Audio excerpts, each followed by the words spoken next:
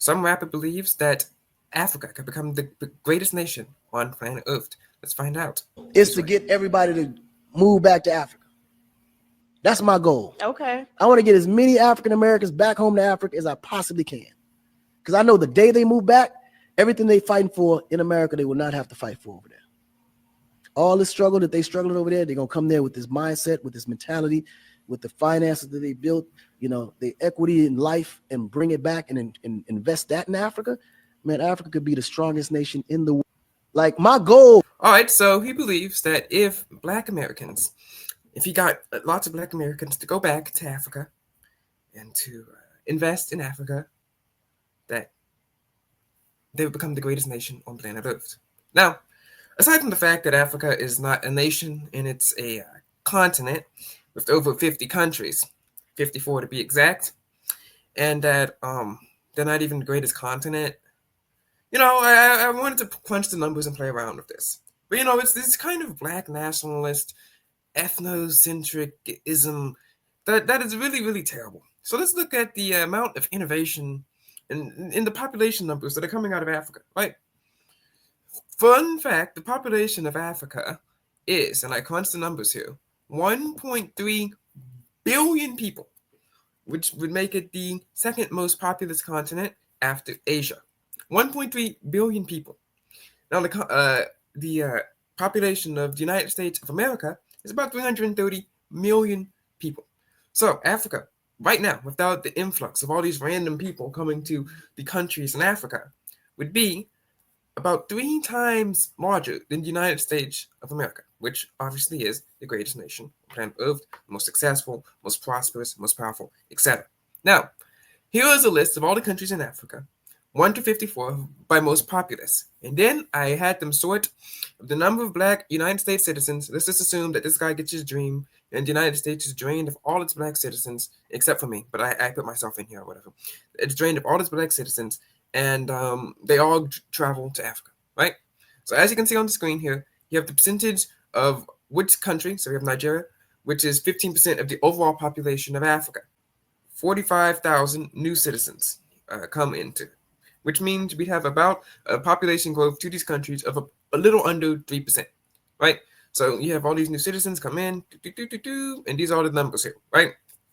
So do you really think that Africa, with 3% more entrepreneurial spirit, with 3% more innovation, with 3% more inventions, we become the greatest nation? Let's just assume that somehow you got all these African countries to somehow unite, which would just be wild. That's not going to happen, but whatever.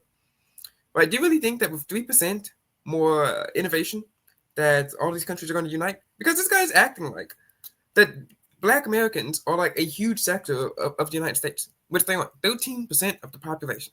Okay?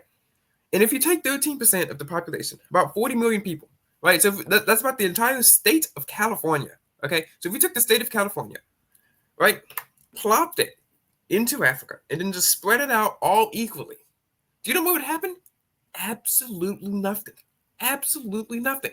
Do you really think that Nigeria, right, the most populous country in Africa right now, right, with 100,000, over 200 million people, right?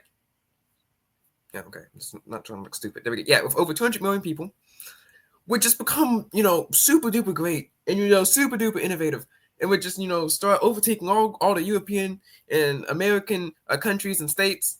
If you just added 45,000 extra people, did you really think that if you just added like a small town in Nigeria, that they'd become super duper innovative and great? And the one thing that he notes in his clip is that the Black people wouldn't have to be fighting for things anymore, that whatever they're quote unquote fighting for in America. That's another problem here. They're always somehow fighting and whining about something, and always going over and protesting.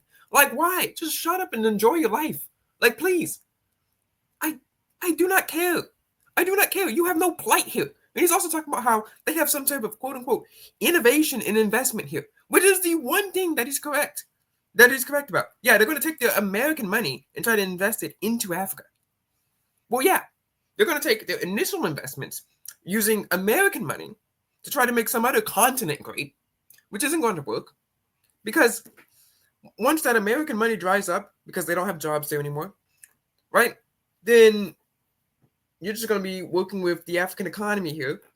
And, if we inject 40 million people into another country, that might sound like a lot of people, but it'll just be like adding another state to the United States, which would kind of skew things. Like if we just added another California, that might kind of skew things, right? But if you add another California to Africa and spread it out, which would be about 3 times large in the United States, that'd just be like adding, Pennsylvania, Iowa, Michigan, right? Like those states are kind of important, but it's not really going to do much overall to the continent as a whole.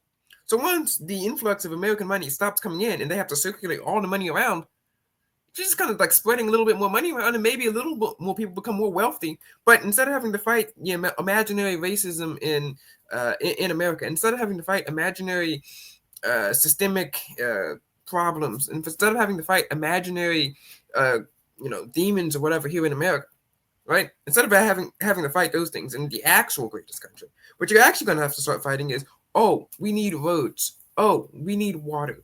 And, your investments are probably going to have to start going into that. Once that happens, then what? You're like a second world continent or something, second world country. And there's these people who are so race obsessed that they think that we can go like back home. Back home. You weren't born there. Your parents weren't born there. Your grandparents weren't born there. Your great-grandparents weren't born there. Your great-great-grandparents weren't born there. And guess what? You weren't a slave. Your parents weren't a slave. Your grandparents weren't a slave. Your great-grandparents weren't a slave. You have all this time and invested here. Don't go use it in some third world country. They're trying to somehow unite.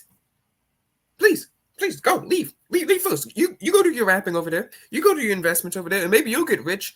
But the other people really want to get rich, which isn't wrong. But you're acting like that. If like 40 million other people just started descending upon Africa, and we kind of spread them out amongst the countries, right, which would be less than the 3% population increase in each of the countries. Less than 3%. That's going to somehow bring magical innovation. You're going to be like, well, we couldn't get this freeway to build here, but with these 10,000 random Americans spread out in Algeria, well, this is great. I mean, look at these numbers. Look at these numbers. Is if what he wanted to happen. The number of new citizens that would come to Nigeria would be 45,000. But let's go to like Chad or whatever. Got 4,000 new citizens.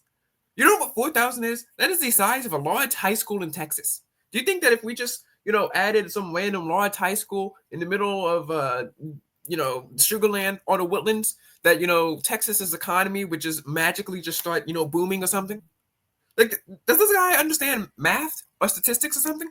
Do you think that if we just look at these numbers here, Gabon, 499. That is the size of a small church. Do you think that if some random church just started popping up in the middle of Iowa, that okay, 45,000 people is the max on this list that I so helpfully created for you people. That would be if the size of like the Astros Daikin Park. We added the Daikin Park into San Antonio. That that the economy, not just of San Antonio, but the entire nation would boom. Right? Heck, even the entire state. And even in the United States of America, even in Texas, only has 30 million people, right? So even if we use these numbers and applied them to a smaller state or a smaller country, because this guy apparently thinks Africa's a country or something, that the economy would really start booming if we just added like small high schools and like one sports stadium to two different countries around. That's what this guy's strategy is. And that's, again, what the entire thing is. Oh, with the Target boycott. Yeah, first of all, A, it's entirely stupid. And B, you're like 13% of the population. And by 13% of the population, I mean like 3, because like 10% is not just going to be sitting around there doing some stupid Target boycott. I'm sorry. Okay. Like, you have no power and nothing bad's happening to you. So just sit down, shut up, and enjoy America.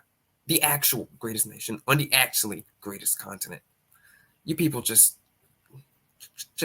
sit down, shut up, enjoy America.